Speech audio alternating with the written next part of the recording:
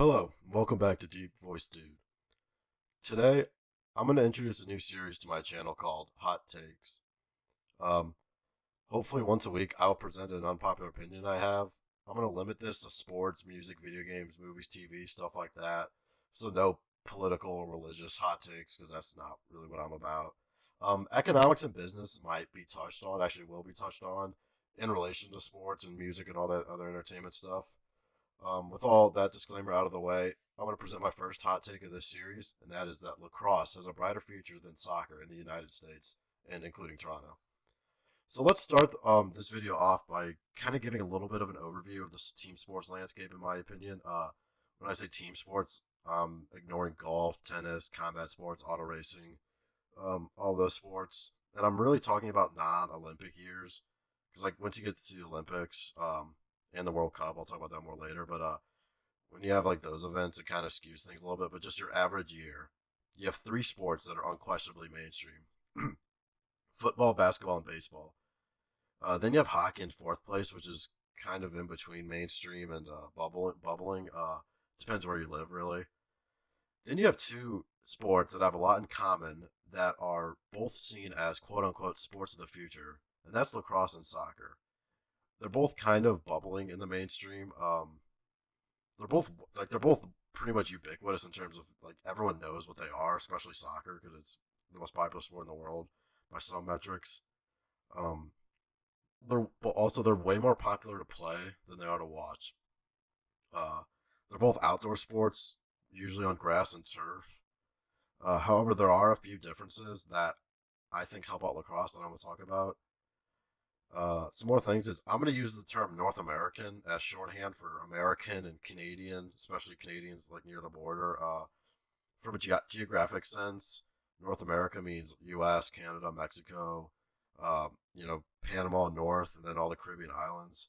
However, in a sports context, I've heard North American leagues to refer to NFL, NBA, MLB, MLS, NHL, NASCAR, all kind of the United States plus at least English speaking Canada, though you could probably just throw Montreal in there because they like the same sports we do.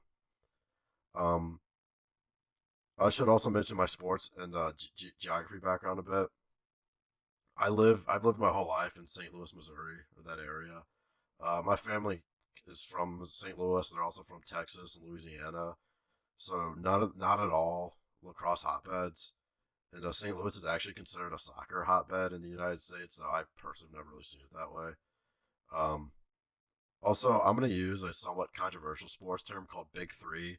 The Big Three sports leagues refers to the NFL, NBA, and MLB. This ignores the NHL because while it's a popular sport in the U.S., it's not really as ubiquitous geographically as the NBA, NFL, or MLB. So with that out of the way, let's get started on the first reason. The first reason is lacrosse is a primarily North American sport with primarily North American player base.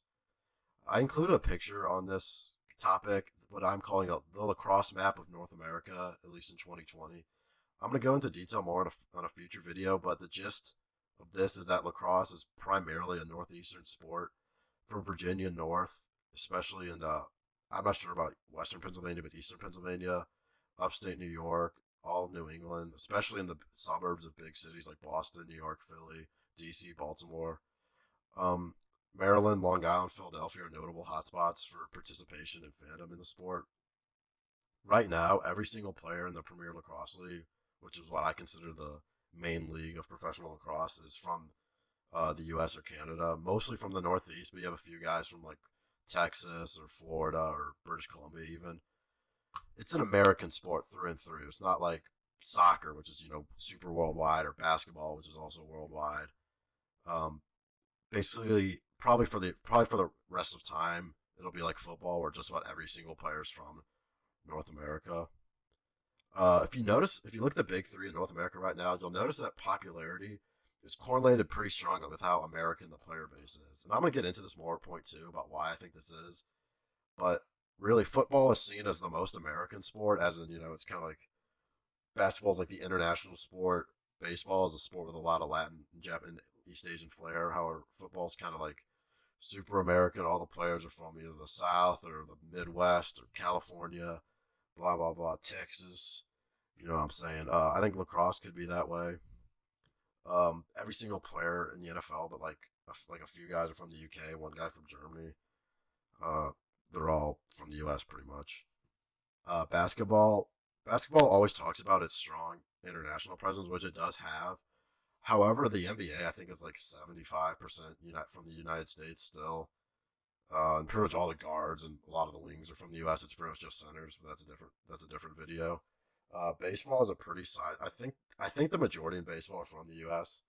However, it has a very large minority from Latin America, including Mexico, Cuba, Dominican Republic's a big one, Venezuela, as well as some players from South Korea, Japan. Do they have any? I don't think they have any Chinese players. However, most people. The reason I bring this up is because people identify with people from their country. That's just everywhere. Yao Ming was huge in China. He pretty much helped make the NBA huge in China because he's Chinese. Like the most popular NBA player has always been someone from the United States. That's why I don't think Luka Doncic will be that guy.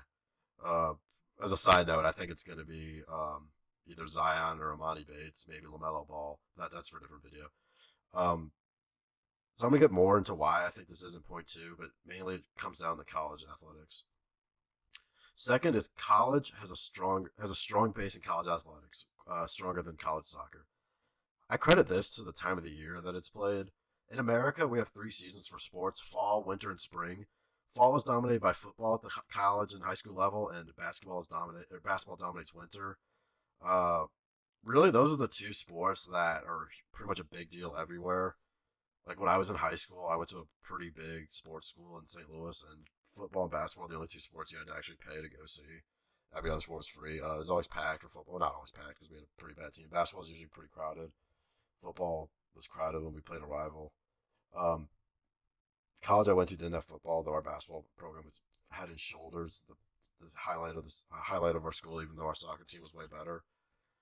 So basically, what I'm getting at is football and basketball are unparalleled in college sports. I don't think soccer, lacrosse, baseball, field hockey, water polo, you name it, will ever be at that level. However, I do think lacrosse could be third, actually. That's because lacrosse is a spring sport.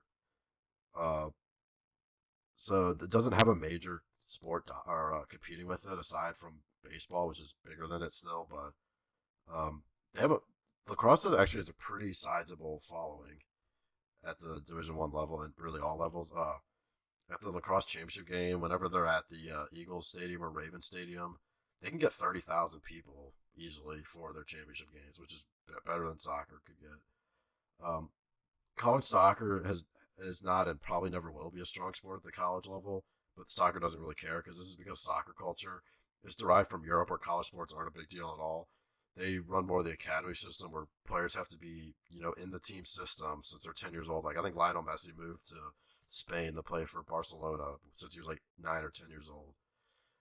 Um, the importance of college sports is you have somewhat of a built-in fan base.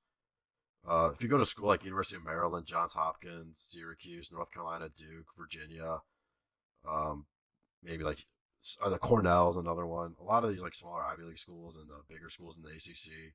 I'm sure Boston College, uh, in the Northeast, plus Notre Dame, Ohio State's having has a team that does decently well. University of Denver is kind of like a lacrosse oasis out there. Um, you're at least aware of college lacrosse. You probably know the traditions a little bit, and if you're sports fans at those schools, I'm sure you go to lacrosse games somewhat. Uh, Heck, at Johns Hopkins and arguably, at Johns Hopkins, lacrosse is the main sport there. None of the other schools, like they're behind football and basketball to the other schools I mentioned, though Maryland lacrosse is a pretty big deal. Um, it'll never be as big as football or basketball, but I don't think it needs to be. The reason I bring this up is because basketball and football, the college game used to be more popular than the pro game. Actually, in basketball, you can pretty much pinpoint the exact moment that college basketball or that professional basketball became more popular than college, and that's after the 1979 NCAA championship game, which was between Magic Johnson's Michigan State and Larry Bird's Indiana State. That game was watched by 35 million people. There's only been one NBA game in history that has that many viewers, and that's Game 6 of the '98 Finals. So Bird and Magic's rivalry in college after they got drafted to the NBA, became in the NBA, and it just sent the NBA into overdrive. And then Michael came along and just pushed it, basically made it big three instead of big two. So, or bring this up because the college game, Magic and Bird's popularity in college, and then MJ's popularity in college, they're being popular in college. They built a brand in college. They got fans in college. Then they went to the professional league, and then they made the professional league big. And in the NFL, I mean, it's been a long time since, I'm sure, at least since like the 50s or even before that, since college was more popular than pro. So I'm not really going to get into that. Another thing that accelerated, in the final point, that accelerated the NBA or accelerated the NBA and NFL that lacrosse can benefit from was a merger of two leagues. Now, in professional lacrosse right now in the United States mainly, though I guess in the United States in field lacrosse you have two major leagues: Premier Lacrosse League and Major League Lacrosse. The main difference is Premier Lacrosse League is actually a touring league. They have 7 teams, but none of the teams have permanent homes or permanent home cities. They just go to different, usually MLS stadiums, sometimes NFL stadiums, and play games. The MLL is more of a traditional league where I think they have 6 active teams right now. There's a team in Denver, team on Long Island, team in Boston area, team in Philly, team in Annapolis, Maryland. So my point is, you have 2 major field lacrosse leagues. You also have a box lacrosse league, but that's kind of that's like indoor soccer compared to outdoor soccer. So don't worry about that. So the 2 leagues I think will merge in the future, probably with the PLL absorbing the MLL, and then going to, like, say, a 10-team total league where we have 10 cities. If you want to see, I will probably make a video on where they should, if they do have a 10-team league, where they should put the teams. So basically the point is, the 2 leagues merged. In the NFL, you had the AFL and NFL merge in the late 60s that created the Super Bowl, which shot the NFL to the moon and beyond. In the NBA, you had the NBA merge with the ABA, which brought in teams like the Nuggets, the Pacers, Spurs, and Nets, which are all 4 pretty popular teams in their own right. However, that just consolidated. There's only so much talent that each sport has. Not even just players, but coaches, scouts, ownership, executives. There's only so much talent that the sport can have, so it's better just to combine them all into one talent pool that I think would benefit lacrosse. And there's only MLS. There's the USL. I think that would be more like a minor league, which isn't quite a merger. So some important points in my conclusion. There is a massive looming threat to soccer and lacrosse and every other traditional sport. That's esports. I think esports could become such a massive force in entertainment that all sports are weakening, even soccer. And I think this would actually help lacrosse and probably soccer a little bit. The smaller the NFL, NBA, MLB, etc. are, the more it's going to help lacrosse, because lacrosse players and executives and coaches don't expect the tens of millions of dollars that the other players accept. Second, I'm going to counteract one argument, and that's that soccer is a big reason soccer is going to grow is because of immigration. Now, immigration is going to happen, and these immigrants do come from countries where soccer is a big deal, namely Mexico and India to an extent. However, sports are actually one thing that new immigrants assimilate to very quickly. For example, like, if you live in Texas, where they like football, basketball, baseball, it's everywhere. But, like, there's a lot of, go to a Cowboys game, and there's tons of Hispanic fans there. Rangers games, Spurs games. Yeah, so immigrants do usually adapt to sports. I mean, heck, the NFL and NBA, MLB, they all broadcast in Spanish. That just shows you that there's people in those in communities like Chicago, Phoenix, Miami, the Texas cities, the California cities. Heck, even the Cardinals have a Spanish broadcast network, and we have very few Hispanic people in St. Louis. But my point is that people learn sports. People adapt to local sports before they even adapt to the language. And also, this whole thing is mainly just talking about MLS and college soccer. Like, lacrosse is never going to have the participation that soccer does, and it's never, even in the U.S., it's never going to be as popular as the World Cup. Like, the World Cup is a pretty big deal in the U.S. It's just as big as the NBA, like NBA regular season, MLB regular season. It's a big deal. Lacrosse, I don't think it's ever going to get that big, though I do think it will be bigger than MLS soon. Sorry about the voice, guys. I hope you liked my video. Please give it a like, comment on it if you disagree or agree. If you have any other ideas for hot takes, like what kind of genre I should stick it in. All right, thanks, guys.